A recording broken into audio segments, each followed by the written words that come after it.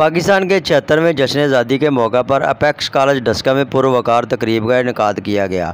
آغاز تلاوت کلام پاک اور نعت رسول مقبول صلی اللہ علیہ وآلہ وسلم سے ہوا۔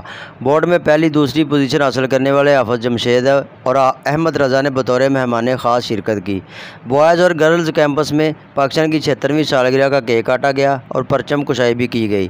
تقریب کے مہمان خصوصی امیدوار PP 43 افضل منشا نے بورڈ ٹاپ کرنے والے طلباء کے اپیکس کالج میں داخلہ کے اقدام کو سراہتے ہوئے انہیں اپیکس کالج کی طرف سے اعزازی شیلڈ سے نوازا۔ بچے جنہوں نے ٹاپ کیا ہے، یہ بچے جو ٹاپ کر کے آئے ہیں، اگر انہوں نے اس کالج کا اس کو سلیکشن کیا ہے، اس کو پسند کیا ہے، اس کے اساتذہ کرام کو، اس کالج کے ماحول کو، تو یہ آپ سب کے لیے فخر ہے۔ آج کا دن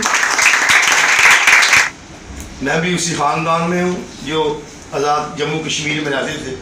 جب 1947 میں ہمارا خاندان ادھر آیا تو آدھے سے زیادہ شہید ہو گیا۔ یہ ملک جس مقصد کے لیے بنایا گیا ہے، ہم اس مقصد کو بھول گئے ہیں۔ پرنسپل و ڈائریکٹر سید فیضان بخاری نے معزز مہمانوں کا شکریہ ادا کیا اور طلباء سے خطاب کرتے ہوئے یوم آزادی کی اہمیت پر روشنی ڈالی۔ آج کا یہ پروگرام یوم آزادی کی تقریب بڑی شان و شوکت سے کنڈکٹ ہوئی۔